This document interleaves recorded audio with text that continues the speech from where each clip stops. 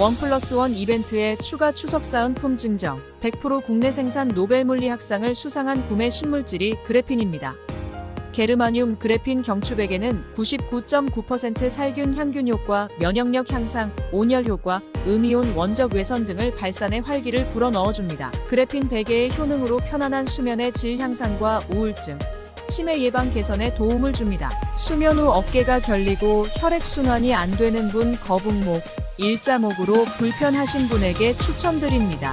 문의 전화 010-4487-0949.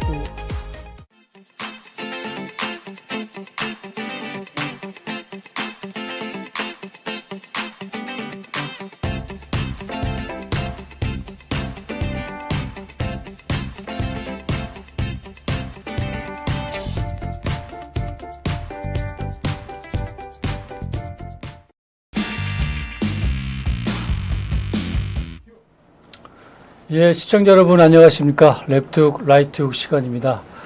오늘은 우리 김성수 평론가가 조금 개인 사정이 있으셔가지고 좀 늦으셨습니다. 아무래도 이쪽 여의도 교통 상황도 좀 그렇고요. 좀 개인적으로 바쁠 때는 이런 사항도 있으니까 좀 양해를 해 주셨으면 감사하겠습니다. 죄송합니다.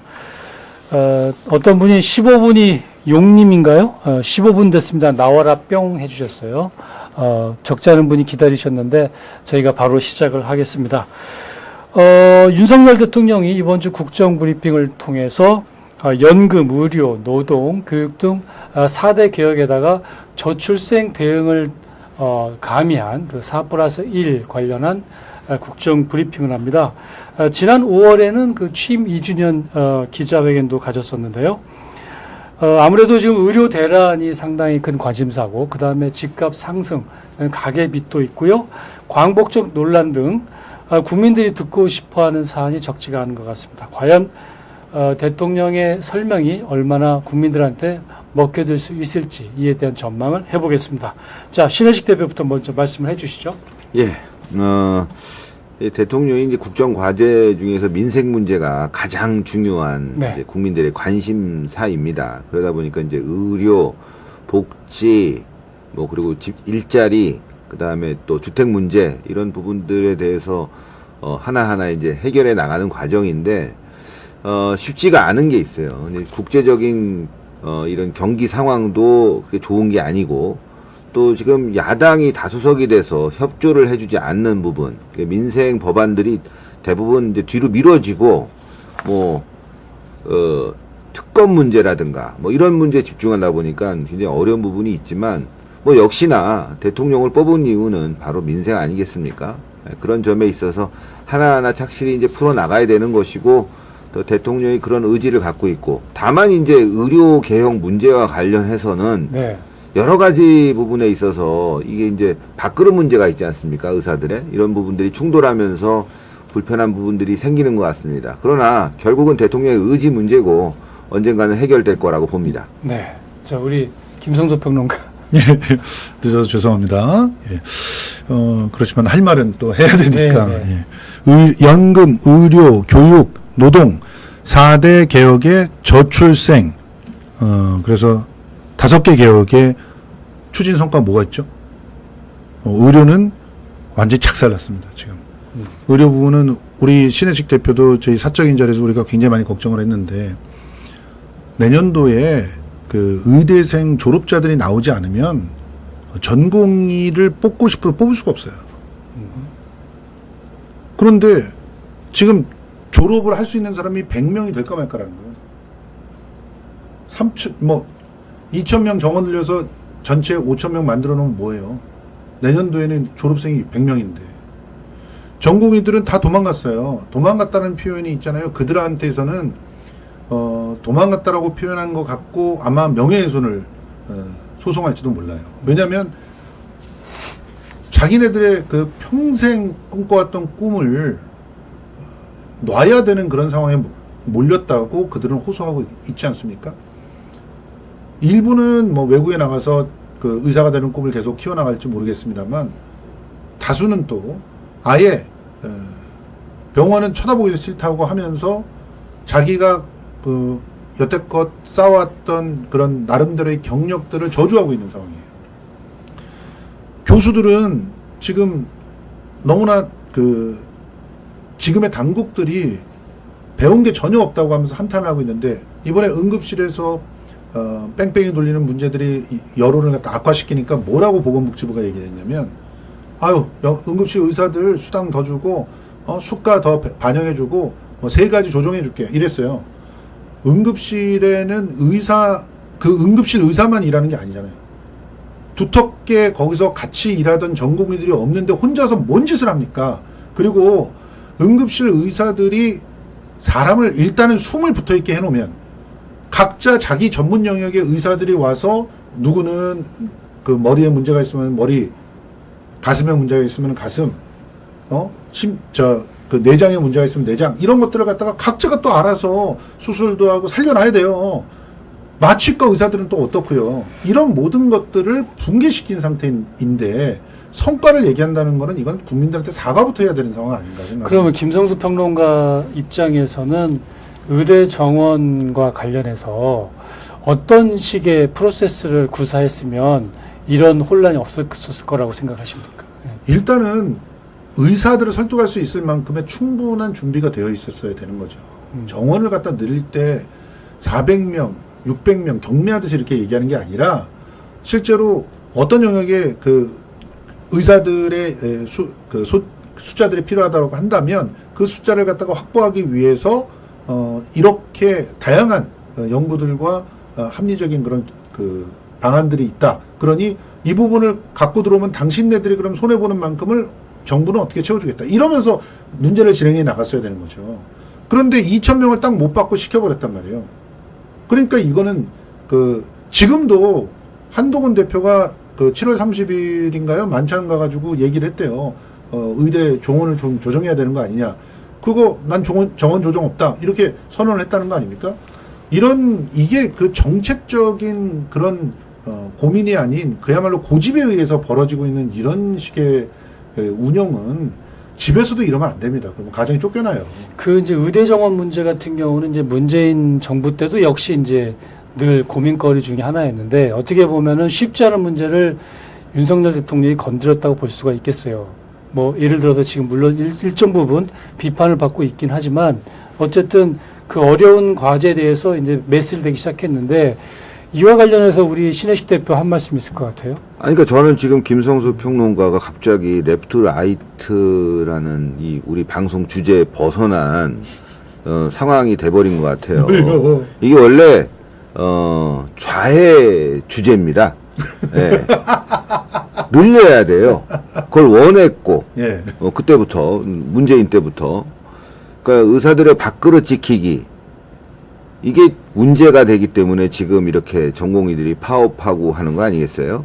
그러니까 사실은 이제 민주당이나 좌들은 윤석열이 잘하고 있다라고 환호를 하고 격려를 해야 되는 상황이고, 또 우리 우파 입장에서는 이게 너무 성급하게 추진하는 거 아니냐라고 지적을 해야 될 문제거든요, 이게. 근데 지금 김성수 평론가가 굉장히 우파적인 관점에서 바라보고 있는데, 이제 이게 바로 그런 거예요. 그러니까, 하여튼 윤석열 정부가 하면 뭐든지 그냥 다 나쁘고 잘못됐고, 저는 그렇게 평론하는 건 온당치 않다고 봐요. 의사들에 대한 증언, 이거는 우리 국민들이 앞으로 이제 닥쳐올 이 고령화 사회에 필요한 부분이고, 또 지금 강남만 가봐도 그렇습니다. 강남에 한 집 건너 하나로 다 성형외과, 2층은 다 성형외과예요. 그리고 병원은 별로 없고 무슨 이렇게 한방 치료만 왕창 늘어갖고 말이죠. 예, 가보면은 뭐 한방 병원에서 뭐라고 그럴지 모르겠지만 교통사고 환자들 뭐 수용하는 데도 있고 여러 가지로 좀 우리 사회 의료가 붕괴됐단 말이에요. 이거를 이제 재평가하고 그다음에 다시 한번 바로 잡을 기회. 이거는 정말 큰 의지가 필요한 것이고 욕을 먹더라도 그 결단이 있어야 되는 시점입니다. 이걸 놓치게 되면 이제 아무도 못하는 거고, 의사들도 그런 부분에 있어서는 이번에 못 지키면 뚫린다라는 절박함이 있겠죠. 국민들에게 굉장한 큰 피해가 있는데, 이런 의료 대란을 지켜보면서 또 다행스러운 게 하나 있어요. 그 뭐냐면 뭐 감기만 걸려도 대학병원 가고 뭐 조금만 아프면 응급실 찾아가고 이런 부분들이 많이 줄어들었어요. 지금은 가도 참 어렵다. 정말 생사가 오락가락하는 사람들만 응급실 가야 된다라는 게 이제 국민들 인식에 박혀 있지 않습니까?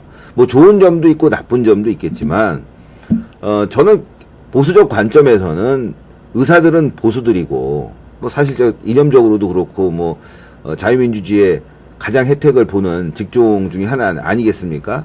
그러다 보니까 저는 지켜주고 싶어요. 의사들 입장을. 지켜주고 싶지만 그러나 이때가 아니면 이 의료개혁이라는 이 거대한 과제를 어떻게 성공을 시킬 것이냐라는 부분을 또 걱정해보지 않을 수가 없거든요. 그래서 이 부분이 어떻게 보면 뜨거운 감자인데 저는 윤석열 대통령이 책임을 지고 해결하고 있는 만큼 우리도 지켜보면서 그 결과에 대해서 지금은 어렵지만 나중에 올 결과에 대해서 우리가 함께 고민하고 또 바로 잡을 부분이 있다면 의견 제시는 꼭 필요하다. 다만 지금의 이런 상황이 윤석열 정부가 뭐 의료를 다 파괴시키고 뭐 탄핵이 돼야 되고 이렇게 정치적으로 끌고 가는 거는 바람직하지 않다. 이 말씀 드리고 싶습니다. 한 말씀만 더 드릴게요. 예. 그 신혜식 대표가 항상 명쾌하고 또 간결하게 이렇게 정리를 하는 건 잘하는데 그러다 보면 쓸데없이 일반화를 시키는 경우들이 있어요. 좌파라고 해서 전부 다 지금의 현재 상황을 갖다가 뭐 무조건 숫자를 늘려서 해결할 수 있는 상황이다 이렇게 보지 않아요. 정원의 문제보다도 더욱더 복잡한 문제들이 있어요. 그런 얘기들을 이전에 저희 문재인 정권 때 400명 얘기할 때도 했었어요. 400명이 중요한 게 아니다. 지금 의료보험 수가서부터 시작해가지고 지금 응급 의료 체계 그리고 기초 의료 분야의 의사들이 배치가 안 되는 문제를 근본적으로 해결해야 될 걸 놓고 가야지 숫자에 집착하면 망한다 얘기를 했던 입장이 저였어요. 저희는 당연히 복지적인 측면에서도 삶의 기본권이라는 측면에서도 의료 서비스를 갖다가 질을 높이고 많이 받을 수 있게 편하게 받을 수 있게 만드는 국가를 원합니다. 그러기 위해서는 의사 정원도 늘어날 필요가 있다면 늘어나야 되겠죠. 더 중요한 거는 지금처럼 응급실 뺑뺑이나 혹은 기초 의사들이 기초 분야 의사들이 없는 이유가 무엇인지를 보려고 하질 않는 거예요. 사람만 늘린다고 기초 의학 부분에 가겠습니까? 이 부분에 대한 뜻 있는 의사들의 주장들과 또 대안들에 대해서 귀를 기울이지 않고 오만하게 했던 문재인 정권도 비판해야 돼요. 당연히. 그리고 그런 연장선 상황에서 지금 현재의 상황을 냉정하게 따져보시란 말이에요. 김종인 전 국민의힘 비대위원장도 머리가 찢어진 게 죽을 만한 일은 아니겠죠. 그러니까 굉장히 여러 병원을 전전하다가 간신했다고 그래요? 아니 생각해 보십시오. 저도 아이를 키우고 있잖아요. 12살짜리 애가 어느 날 갑자기 열이 펄펄 끓어요. 근데 밤에는 병원들이 안 해요. 어딜 갑니까? 열이 나는데 39도 40도가 되는데 그러면 응급실 가야죠. 근데 응급실 가서 감기다. 그러니까 돌아가라. 그러면은 애는 그럼 열 나는 그 원인도 점검받을 수 있는 기회를 갖다 박탈당하고 죽어야 됩니까? 어쨌든 지금 너무 감정적으로 막 얘기하시는데 의사 정원이 말이죠. 지금 이제 늘어나는 것보다 의사의 어떤 배치 이게 굉장히 중요하다는 말씀 공감해요. 공감하는데 사실 의사들의 그런 자기가 원하는 과에서 일하는 부분을 우리가 막을 수가 없어요. 그러다 보니까 아시다시피 자꾸 이제 성형외과 쪽으로 돈벌이가 되는 쪽으로 다 몰리는 거 아니겠습니까? 이거는 뭐 의사를 강제할 수가 없거든. 너 이거 꼭 해라, 저거 꼭 해라 강제할 수가 없기 때문에 수를 늘려서라도 이런 문제를 좀 해소해야 된다 이거죠. 의사들은 또 거기에 아마 굉장히 반발할 거예요. 지금 의사를 늘리지 않게 되면은 결국 우리가 이제 고령화 사회에 진입했을 때 우리가 의료 혜택을 받을 수 없다고 지금 결론적으로 보고서들이 다 나오고 있지 않습니까? 그리고 때도 늦었다. 지금부터 시작해야 된다. 이런 부분에 대해서 공감을 하고 그 다음에 하나하나의 문제를 이제 우리가 해소해 나가야 되는데 특히나 이제 저는 이건 좀 다른 문제지만 우리 국민 인식도 바뀌어야 되는 거예요. 사실은 굉장히 지금 바뀌어야 되는 게 성형외과 가려고 막 그렇게 막 그냥 외모에 집착하고 이런 의식들 외모지상주의 이게 바꿔야 되는 거고. 좀 김 전에 여사한테부터 물어봐야 될 것 같은데. 그렇게 조롱할 문제는 아니고. 조롱이 아니라 그렇잖아요. 주치의를 갖다 성형외과 의사를 뽑아놓고 조롱할 문제가 아니에요. 이렇게 모든 문제를 거기다. 국가 원수가 아니, 그런 모범이잖아요. 식으로 따지면은 뭐 문재인은 쌍꺼풀 수술하고 노무현 때는 대통령 때 쌍꺼풀 수술하고 뭐 안 했어요. 왜 자꾸 뭐 이상한 문제로 끌고 들어가고서 안검 하수 수술을 갖다가 쌍꺼풀 수술이라고 하면 안 지역적인 됩니다. 문제를 가지고 자꾸 논하니까 이게 이 토론이 배가 산으로 간다고. 저는 그렇게 생각하는 거예요. 어쨌든 뭐 우리 중증 환자를 위한 응급과 관련된 의사도 필요하고 성형과 관련된 부분도 필요한 건 맞습니다. 왜 우리 사회가 또 이게 다변화가 됐기 때문에 또 국민의 의식 수준이라든가 요구 사항이 또 많아졌어요.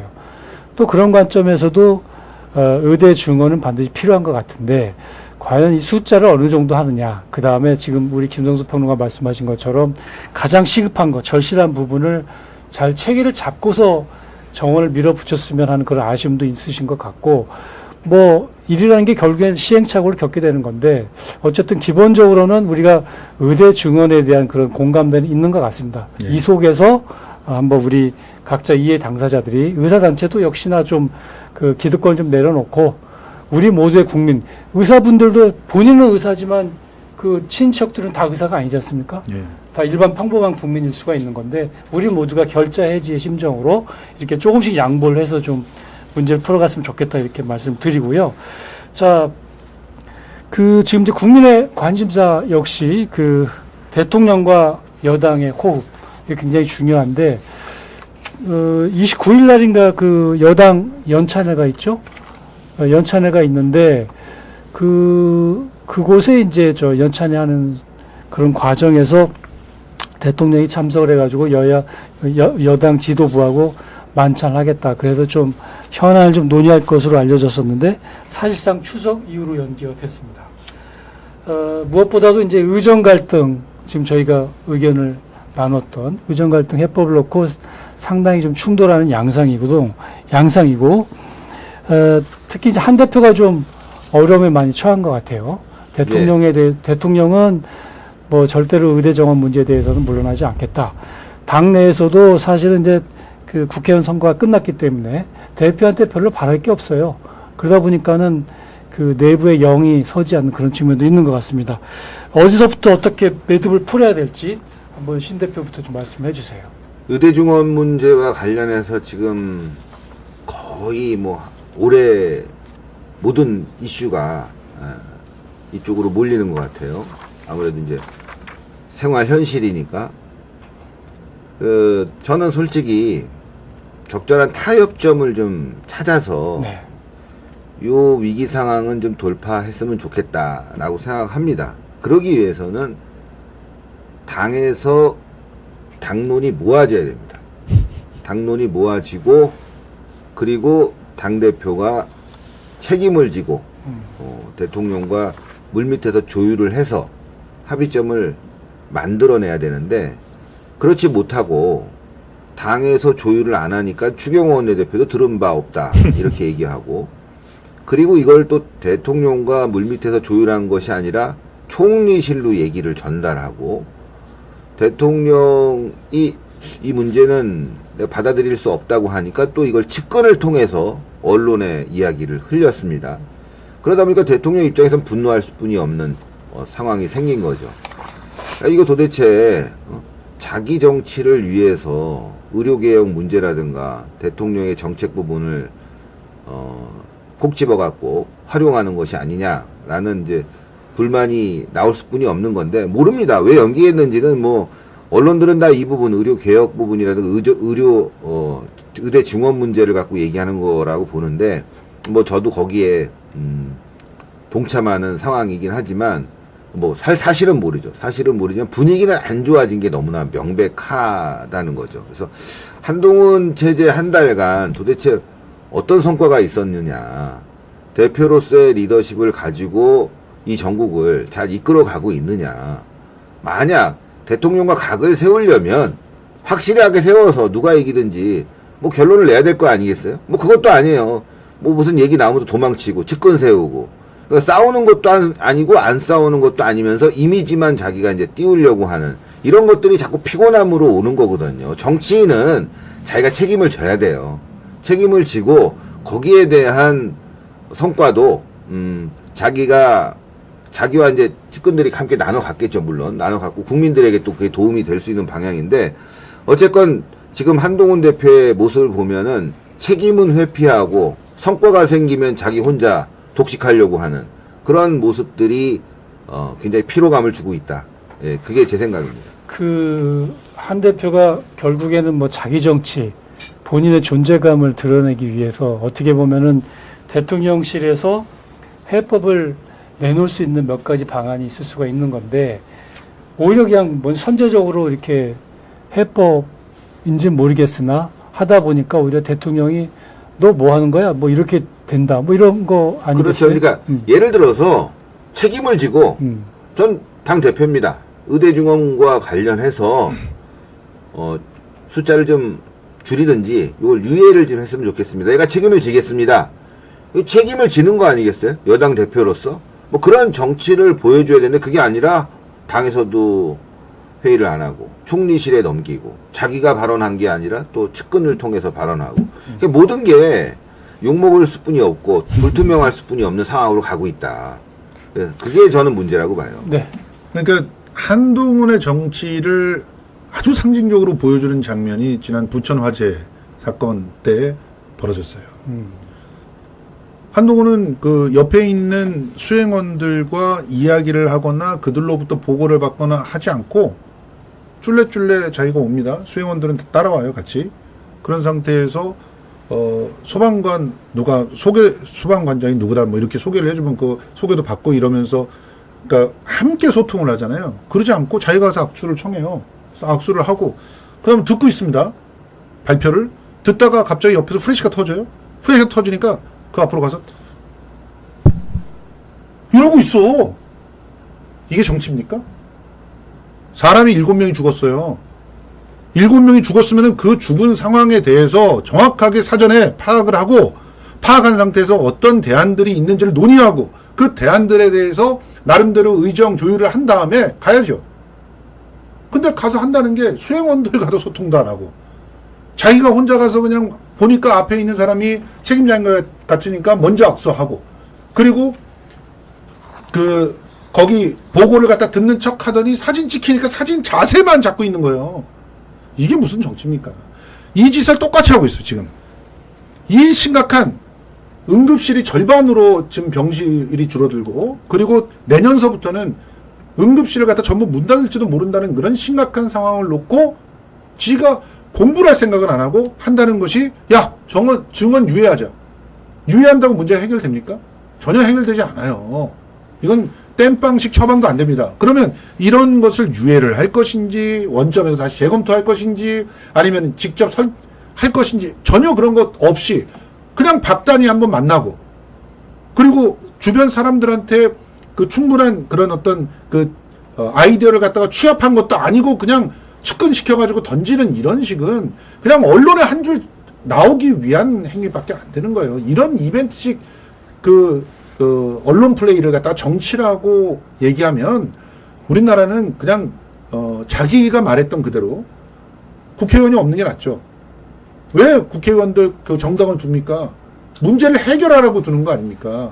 왜 그 많은 예산을 줍니까? 고민하고 연구해서 대책을 마련하라고 주는 거 아니에요? 이렇게 즉흥적으로 던지는 정치하고 언론에 한 줄 실리는 것 그거 위주로 한다면은 없는 게 마땅한 거죠. 자, 우리 용님이 이런 질문을 하셨네요. 또 우리 댓글판 보니까 부천 화재 때문에 부천역에는 국민의힘 출두했고 진보당은 애도 현수막을 걸었던데 민주당은 일절 언급이 없었다. 이게 맞습니까? 아닙니다. 민주당 현장 점검 다 했고요. 네. 예. 저는 여기서 네. 정치인들이 이제 무슨 사고가 나면 다 참여하고 거기 가갖고 이제 뭐 사진 찍고 이런 거 하잖아요. 뭐 대통령도 하고. 좋은 건데 사실 현장에서는 싫어해요. 수습을 해야 되는데 이 고위직위원 말이죠. 다 나서가지고 쇼하고 그렇죠. 그러다 보니까 오히려 수습보다는 의전에 신경 쓰는 상황이 된다. 이거는 뭐 꼭 지금의 상황이 아니라 한동훈만의 문제가 아니라 모두의 문제일 수가 있는 부분이죠. 근데 이제 한동훈이 특히 이제 이번에 부천 화재 현장에서 많은 비판을 받고 있는 게 그동안의 행태들이 진정성이 없다는 거예요. 진정성. 과거 연평해전 포격 당시, 포격 당시에 그 안상수 의원이 현장에 가갖고 네. 거기서 보온병을 들고 이게 폭탄 뭐라고 했다? 105mm입니다. 105mm. 하여튼 이게 포탄이었다라고 해갖고 한 방에 훅 가버린 상황이 있어요. 한 군대를 방에. 안 갔다 오니까 그래요.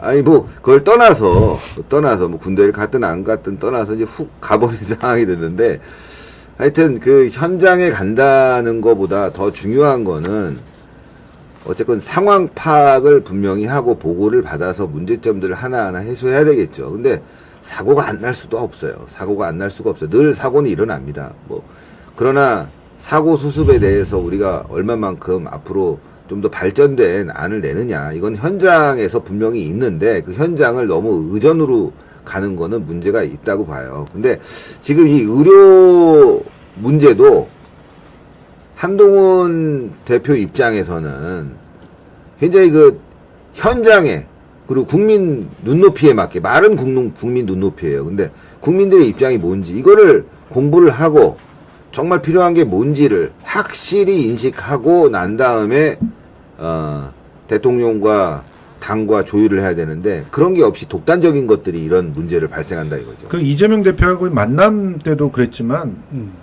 그냥 언론에서 떠오르는 얘기 그냥 던져요. 던져놓고 수습이 안 되면은 그냥 실무회담들을 갖다 막 딜레이 시키고 그러다가 안 되면은 야 그거 의제로 삼을 거면 나 안 해. 이게 정치가 아니라는 거죠. 기본적으로는 어떤 사안을 놓고 진정성 있게 만나기 위한 준비가 굉장히 중요한 거고 그리고 만남은 어떤 면에서는 최종적으로 일권의 성과가 되어야 됩니다. 거기서는 서로가 합의해서 뭔가를 도출해내는 그런 최종의 그런 자리가 만남이 되어야 되는 거고요. 그러기 위해서는 그 전에 준비를 하는 작업들이 물밑에서 진행이 되어야 되는 거고 그것을 먼저 언론에 흘리는 짓은 도의적으로 정치 도의적으로 해서는 안 될 일들이에요.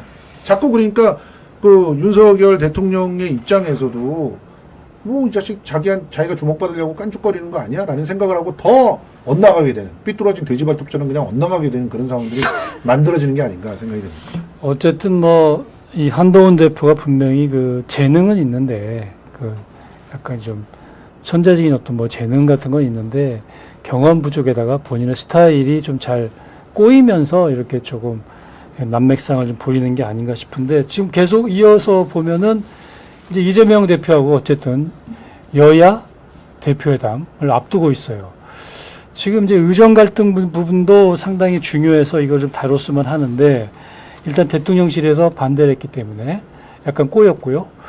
뭐 특별히 사실은 이제 만나더라도 뭘 갖고 논의를 해야 될지 민주당 입장에서는 또 그냥 뭐 금투세라든가 우리가 어떤 뭐 의제를 그냥 선물만 하는 거 아니냐 뭐 이렇게 볼 수도 있을 것 같고 특별히 또 더더군다나 이제 한동훈 대표의 어떤 그 파워가 상당히 좀 많이 좀 떨어져 있어요.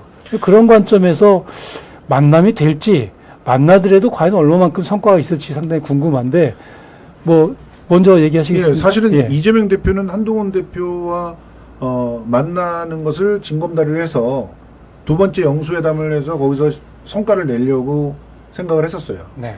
그런데 지금 한동훈 대표가 하는 행태를 보니까 실제로는 실권도 없고 그냥 자기가 언론에 던지는 건 전부 그냥 그 즉흥적 아이디어일 뿐이지 그 가능성들이 측근들하고도 논의된 바가 없는 그런 상황들이 만들어지고 있잖아요. 그러니까 국민의힘 의원들이 그냥 알아서 각자 도생하고 있는 상황이에요. 국민의힘 의원들은 뭐 추경호 원내대표를 또 중심으로 해가지고 뭔가 성과를 내야 된다는 그런 압박감이 있는데 당대표가 자기네들과 얘기를 안 하는 거예요. 소통을 안 해. 그러면은 굉장히 당혹스러워지는 그런 상황들이 벌어지고 있는 거죠. 그래서 결국 이번에 간호사법 그 합의에 이르는 경우만 봐도 사실은 저희는 좋습니다. 이런 식으로 무력하게 민주당 쪽으로 끌려와가지고 합의 다 해주면 너무 좋죠. 그러길 원하죠. 그런데 신혜식 대표 입장에서 보면 이게 얼마나 답답할까. 자, 신 대표님. 그런 생각이 들어요. 이렇게 되면은 아예 한동훈 대표를 만날 필요가 없는 거예요. 자, 차라리 신 대표님. 추경호 원내대표랑 박찬대 원내대표 만나가지고 일 처리하면 되고 영수회담 하면 되는 거예요. 저는 참 객관적으로 봅니다. 모든 사안들을. 예, 저는 여당도 비판하고 야당도 비판하는 상황이에요. 네. 어떤 진영의 논리로 이 문제를 바라보지 않는데 사실 문재인 정권의 실정으로 인한 경제 실패라든가 여러 가지가 이제 지금 여파로 와서 경제도 어려워진 부분들이 있고 또 하나가 지금 이재명 체제가 뭐 당대표를 압도적으로 이제 지지를 받아서 됐지만 솔직히 말씀을 드리면 이게 지금 정상적이냐, 야당의 역할을 제대로 하고 있느냐, 견제와 균형, 오로지 견제, 네거티브, 의혹 제기 이런 막대먹은 야당을 상대로 한동훈이 제대로 싸우고 있느냐, 저는 그게 참 답답한 거예요. 그래서 비판하는 거예요. 네? 지금 민주당 때문에라도 지금 국민의힘이 정신을 차려서 이 지금 흔들리고 있는 여러 가지 상황들, 이 경제, 외교, 뭐 지금 대한민국의 상황이 지금 어렵지 않습니까? 이런 부분들을 잘 대응을 해갖고 여당으로서의 역할을 해야 되는데 그런 부분이 안 보이고 지금 회담도 말이죠. 사실 이 만나서 뭐 의제를 갖고 만나는 게 중요한 건 아닌 것 같아요. 일단 여야가 만났다는데 만나면 무슨 얘기가 나올 거 아니겠습니까? 근데 뭐 민주당도 뭐 의제가 어떻고 저쩌고 뭐 한동훈도 뭐 생중계가 어쩌고 저쩌고 민주당도 마찬가지로 뭐 소통을 하려고 하냐. 만나면 되는 거야. 만나서 서로 뭐 밥을 잘 먹니? 아니면 뭐 건강은 좋니? 이런 얘기만 하더라도 첫 만남에 성과가 있다고 보고 그 다음 만남을 이어가야 되는 거 아니겠습니까? 이거 뭐 우선 외교를 하는 것 같아요. 외교. 국내 정치를 하는 게 아니라 저 어디 뭐 유럽에 있는 나라의 대통령을 만나가지고 뭐 의제를 선정하고 하면서 비행기 타고 가야 되고 뭐 숙소는 어디 잡아야 되고 이런 식으로 하니까 국민들이 답답한 거예요. 예. 자, 잠시 좀 그 광고 멘트 좀 드리겠습니다. 그래핀 광고, 베개 광고인데요. 99% 그래핀 베개입니다. 그 아트TV 구독자 특별 1+1 이벤트가 되겠는데요. 살균과 항균에 좋습니다. 특히 100% 국내 생산으로 믿고 쓸 수 있다고 하고요. 면역력에도 좋고 원적외선을 발산해서 우리 몸에 활기를 넣어준다고 합니다. 거북목이나 일자목으로 불편하신 분들, 어깨가 결리고 혈액순환이 잘 안 되시는 분들께 추천을 드립니다. 구독자분들 위한 추석 특별 이벤트도 있습니다.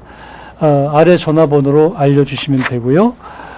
전화번호가 010-4487-0949, 010-4487-0949로 문의하시면 추가 사은품까지 증정을 합니다.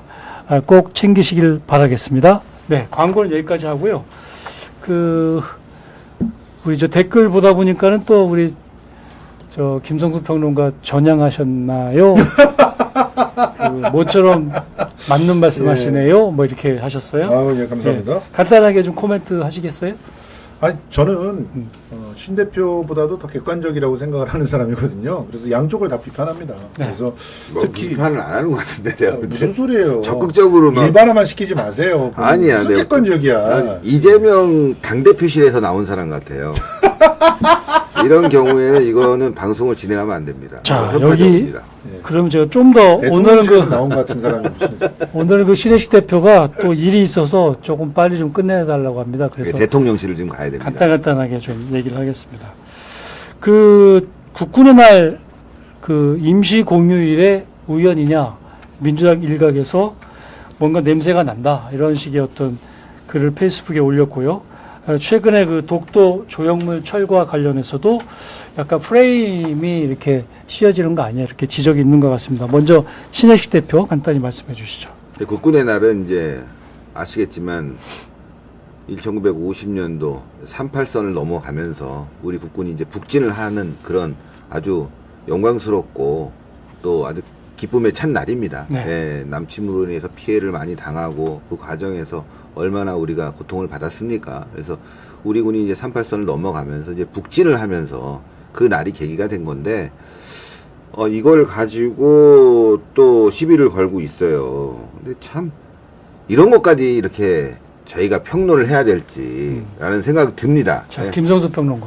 날짜는 되게 중요하죠. 상징적인 그런 의미가 있습니다. 저 같은 경우는 제가 대학로에서 극장을 처음 만들어서 오픈할 때 일부러 12월 12일 날 했습니다. 12.12 쿠데타를 기억하고 그것을 새로운 의미로 해석하는 날이 되길 바라면서 다 날짜를 잡는 건 다 이유가 있어요. 제가 생일이 8월 5일이니까 8월 5일에는 특별한 이벤트들을 합니다. 그런 식으로 날짜를 날짜에 둔감한 사람은 정치를 해서는 안 돼요. 그 날짜의 의미가 메시지니까. 10월 1일이 국군의 날이긴 하지만 그날 조선총독부가 건립이 된 날이에요. 그러면 그날을 일부러 선택해서 임시 공휴일을 갖다가 하자고 하는 얘기를 하필이면 뉴라이트가 득실되는 대통령실에서 나왔다는 것 자체가 이게 의심을 살 수밖에 없는 일이죠. 오얏나무에서 밑에서는 끈을 고쳐 매지 말라고 하지 않았습니까? 이거 한마디만 더 하면요. 네. 한마디만 더 하면 지금 김문수 그 노동부 장관 후보자 나와서 이런 얘기를 하지 않습니까? 일제시대 때는 나라가 없었기 때문에 우리는 일본 국민이었다. 이런 말도 안 되는 얘기들을 갖다 하고 있어요. 그런 주장을 하니까 이런 의심들을 사게 되는 거죠. 지금 말씀하신 거하고 조금 구분하고 싶은데 10월 1일 같은 경우는 우리가 국군의 날 과거에 보면은 이제 꾸준히 역대 정권별로 이렇게 국군의 날 행사를 해왔잖아요. 그래서 사실은 10월 1일이 총독부 설립일인지 이것조차도 사실 이제 모르는 국민들이 적지 않고 사실 저 자신도 좀 몰랐었고요. 이번에 새로 알게 됐는데. 더 웃기는 게. 근데 이제 그 김문수 장관 후보자의 이제 그런 또 발언들은 저희가 또 사실은 또 생각해 볼 여지가 있는 거 아닌가 싶은데. 저는 그렇게 생각해요. 자, 이게. 아니, 그게 무슨 날이라고요? 조선 총독부 건립일이라고요? 그 날이? 아니 그거 누가 알아요? 아는 사람도 없고 오히려 그걸 무시하니 아니 알았어. 그런 거야. 완전 친일파구만. 독립신문 대표가 아니, 그걸 갖다가 그런 됩니까? 나는 신 대표가 그럴 줄 몰랐어. 아니, 진짜. 그런 날을 독립신문이란 제호를 왜 만들었어? 우리 국민들이 누가 아냐고. 왜 몰라? 오히려 그런 날이기 때문에 그걸 지우기 위해서라도 우리가 국군의 날을 해야죠. 그렇죠? 그럼 이날 우리 같이 추모하자는 거야. 뭐 기쁨을 같이 같이 환호하고 그날 건립일이니까 같이 케이크 자르자는 얘기야? 그건 아니잖아요, 여러분들. 아니, 저는 케이크 자르자는 얘기 너무 황당하니까 그래, 황당하니까. 그리고 8월 15일에 가정에 딱 맞춰가지고 송기정 선수가 그럼 그 베를린 올림픽 어떻게 나간 거예요, 도대체? 베를린 올림픽에 일장기 달고 나가가지고 고개도 못 들고 있었던 건 모르십니까? 아니, 그러니까 알죠. 동아일보에서도 일장기를 지워가지고 그게 알죠. 그래서 아니, 그러니까 그러면 나가지 말았어야지. 그러면 송기정 선수는 그게 그 당시에 처한 상황이에요. 어떤 얘기냐면은 개개인들에 진짜 대해 그러니까 그야말로 그럼 어디 국민이에요? 차원에서 아니 그러면은 그때 당시에 90%의 그러니까, 그 대한민국 사람들이 네. 그때 일제 강점에 있었음에도 불구하고 온갖 불이익을 감내하면서 자신의 국적에 코리아라고 명기를 했어요. 90%가 하와이에 이주한 사람들도 90%가 코리아라고 썼고 그리고 사할린에 이주한 사람도 90%라고 썼어요. 이분이 또 지금 말이 안 되는 소리를 막 지금 막 말이 안 되는 코리아라고 여권이 나옵니까? 코리아라고 썼어요. 자, 그러면 자, 다시 정리를 하겠습니다. 그러면 우리 신 대표님은 김문수 장관 후보자의 당시 조선 인민들의 그 국적은 일본이었다에 대해서 찬성을 하시는 건가요? 독립신문 대표예요, 본인. 자, 당연히 얘기를 하는 거를 갖고 자꾸 무슨 거기다 대고 막 태클을 거십니까? 잘 얘기하세요. 아니 지금 이분이 생각하는 게 그 당시의 상황을 자꾸 미화시키려고 하고 미화를 시켰다. 또 그 당시 상황을 너무 아픔을 우리가 인정하지 않으려고 하는 거예요. 우리 나라를 뺏겼어요. 예? 나라를 뺏겼다는 거를 우리가 가정을 하고 거기에 대해서 인식을 한 다음에 아픔을 느껴야지. 송기정 선수가 태극기 달고 나갔습니까? 그러면 아니잖아요. 어쩔 수 없던 상황이라는 거. 그리고 또 하나. 아니 그러면 우리가 일본 대통령을 뽑은 거랑 똑같아요. 왜냐하면은 김대중 도요다 다이주 창씨 개명하고 그리고 일본 군복 입고 연극하고 그리고 일본 군복 입고 군사훈련하고 그런 사람이 대통령이 됐지 않습니까? 그럼 그 사람은 일본 국민으로서 자기가 살아왔던 거야. 그럼 우리가 일본 국민을 대통령을 뽑아준 겁니까? 일본 어떻게 생각하세요? 자, 일제시대 때 억압적인 사안 때문에 일본인 인척하고 있고 그 인척은 또 뭐야? 일본인 코리아라며. 강요하고 있는 것들을 갖다가 했다고 해서 그 사람을 갖다가 친일파라고 하지 않습니다. 친일파들은 적극적으로 자신이 일본인인 양 아니, 일본을 군복을 대변하는 입는데- 일을 했잖아요. 일본 군복 입고 나간 부분에 대해서 일본 나중에 군복을 가서 아이, 그거를 갖다가 사과를 했는지 안 사과 안 했는지. 했어요. 그리고 자기 스승 찾아가갖고 일본에서 너무 감사하다 잘 배웠다고 그랬어요. 김대중이는. 박정희는요? 아, 박정희 대통령이 스승 일본 찾아간 적이 육사 없어. 아닙니까? 스승 찾아간 정도가 자, 아니라 박정희 자기 얘기합시다. 그러니까 전범한테 박정희도- 가가지고 격려를 했구만. 자, 박정희도 얘기하고 김대중도 똑같이 얘기하는 거예요. 그 당시에 아픔이 있었고 그 당시에 살아가는 사람들은 그런 줄 알고 살아갔고, 그러나 우리가 해방이 되고 우리가 자주권을 찾고 대한민국을 건국하고 난 뒤에 우리는 대한민국 국민으로서 살아가고 있는 거예요. 그 당시 국민들에 대해서 1919년 이걸 대한민국 말도 안 되는- 임시정부의 수립을 대한민국 헌법에서 우리의 그 대한민국의 연원이 거기 있다고 얘기하고 그러면- 있습니다. 1910년에 한일 아니, 병탄이 여기- 불법적이라고 얘기하고 아이, 있고 진짜. 국제법에서도 그럼 인정을 여기 받은 거예요. 탈북자들이 여기 와갖고 나라를 세우면은 그러면 북한은 없어지는 거예요? 탈북자들이 그래 여기 나와갖고 조선을 다시 세우자. 김일성, 김정일 정권 없애버려야 된다. 그래서 여기서 정부 수립을 했다면 그걸 인정해줘야 되는 거예요? 말이 되는 소리 하세요. 아직 말도 안 되는 소리 하지 마세요. 그건 상징성이지, 상징성. 그러니까 임시정부를 갖다가 부정하면서 부정하는 게 아니라 우리 상징성, 우리가 독립을 해야 되겠다는 상징성을 인정해주고 거기서부터 대한민국 실제로 건국으로 그때 들어가는 거지. 당시에 초대 대통령이 에이, 이승만이었고 진짜. 그때 초대 대통령 건국 대통령이에요. 자유민주주의를 갖다가 그때 세운 게 아니니까. 임시정부의 아니 임시정부에서 대한민국이 자유민주주의를 임시정부- 세웠습니까? 예. 공산주의로 갈지 사회주의로 갈지 자유민주주의로 갈지 그때 당시에 고민이 없던 이미 시절이었어요. 그 당시는. 그 임시정부의 헌법에 명기가 돼 있습니다. 에이 진짜 이런 식으로 막 역사를 왜곡하고 역사를 막, 왜곡하지 마세요, 에? 제발. 우리 저 아니, 두분 진짜 부끄러워지 하세요. 부끄러워요. 김대중이가 대통령 돼서 이런 식으로 나오면 일본 사람이 대통령 된 거지 저희도 이러면. 이승만이 대통령이었던 게 정말 한입니다. 그러니까 그게 문제라는 거지. 왜? 건국 대통령으로 인정을 해주고 난 다음에 비판할 건 비판해야 되는데 대한민국은 그럼 왜 만들어진 거야 도대체? 예? 대한민국은 왜 만들어진 겁니까? 대한민국은 1919년서부터 사실상 존재한 겁니다. 아이, 그때부터 자유민주주의에 기호를 대한 대한민국이라고 개념도 쓰기 시작했어요. 없고. 그때 당시에 이미 전 세계가 그 놀라워할 정도로 자유와 공화를 헌법의 개념에 적시했어요. 그래서 민주주의 민주공화국이라는 이름을 제일 먼저 전 세계에서 쓴 민주공화국은요 데가 북한도 써. 우리 인민민주공화국이라 북한도 쓴다고. 그러니까 자본주의를 어떻게 우리가 받아들일 것이냐에 대한 개념이 들어가야지. 1919년에 먼저 썼습니다. 아 이거 진짜. 여기까지 하겠습니다. 임시정부에서. 여기까지 하겠습니다. 당시에 우리 국민들은 스스로가 일본인이라고 생각은 안 했을 겁니다. 그렇죠? 예, 그게 이제 일본이라고 생각 안 했죠. 그렇죠. 다만 예. 그러나 일제의 나라를 뺏겼기 때문에 그 당시 국민들이 활동을 하려면 해외로 나가려면 그 국적은 일본을 사용할 수뿐이 없었다는 걸 우리가 어쨌든- 인식해야죠. 어쨌든 당시에 우리 조선 사람들은 일본 사람이라고 생각을 안 한 것만은 분명한 진실인 것 같고요. 그러나 이제 또 팩트적인 측면에서는 우리가 그 국제적 또 역학관계도 있으니까 그런 지점에서는 또 다른 시각에서 이제 바라볼 필요는 있겠다 그래서 정도로 3분의 하고 1이 망명을 했습니다. 예, 중요한 거는 3분의 1이. 중요한 건 어쨌든 일본에 대한 경각심은 우리가 늘 가져야 되는 것이고 그 어쨌든 당시의 조선인들은 일본 사람이라고 생각을 안 했다. 요 정도로 넘어가도록 하겠습니다. 자, 우리 신 대표님을 좀 보내드려야 되는데 한 가지만 더 질문 좀 드리고 지금 그 이재명 사법 리스크가 이제 10월 달에 있고요. 과연 민주당이 어떤 그림자를 드리울지 상당히 고민점이 있는데 이런 상황에서 친노 인사들이 잇따라서 대권 행보 비슷하게 이런 움직임을 보이고 있습니다. 세력을 규합하는 움직임을 보이고 있는데 이것이 과연 이제 민주당에는 또 어떤 영향이 있을지 한번 간단하게 좀 짚어주시죠. 우리 김성수 평론가부터 얘기하실까요? 먼저 얘기를 네, 해주세요. 민주당 사법 리스크로 인해서 네. 자꾸 김대중 이 사람 약간 이 사람 때문에 문제가 돼서 오늘 흥분했어 내가. 네. 어쨌건 이재명 사법 리스크로 인해서 지금 대안을 찾을 수뿐이 없는 상황이고 그 대안으로 인해서 이제 친문 세력들이 급속하게 결집하고 있는 과정이다. 이렇게 볼 수 있습니다. 네. 김성수 평론가. 친문 세력들이 결집하고 있는 것은 사실인 것 같습니다. 그래서 10월 이후에 대표가 거리되는 것을 상정을 하고 자신들이 당의 주도권을 가져가려고 하는 것 같은데 다 개꿈이다. 이렇게 말씀드리고 싶고요.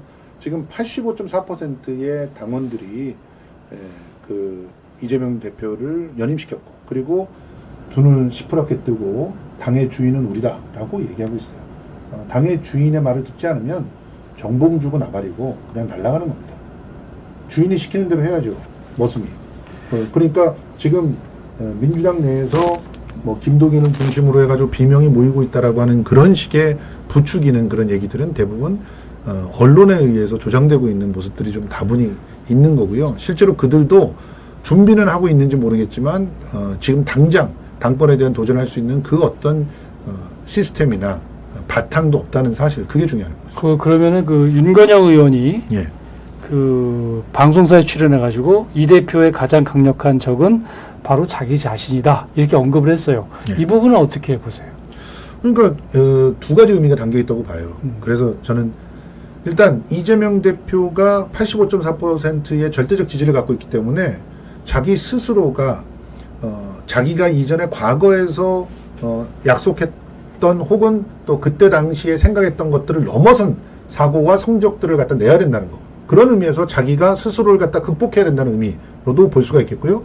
그리고 또 보수 언론들이 이제 해석하듯이 자신이 갖고 있는 사법 리스크, 그것이 곧 자기의 발목을 잡을 거다. 그런 의미를 가지고 얘기했다라고 볼 수도 있거든요. 이 두 가지 의미를 다 내포했다고 저는 생각을 하고 있고, 그것은 단지 이게 나쁜 의미로 비판적인 측면에서만 얘기한 건 아니라고 봅니다. 그러니까 실질적으로 극복해야 될 그런 두 가지 측면을 얘기한 것이고, 그것을 극복하지 못한다면 이재명 대표의 앞길에 또 먹구름이 들일 수 있다고 생각합니다.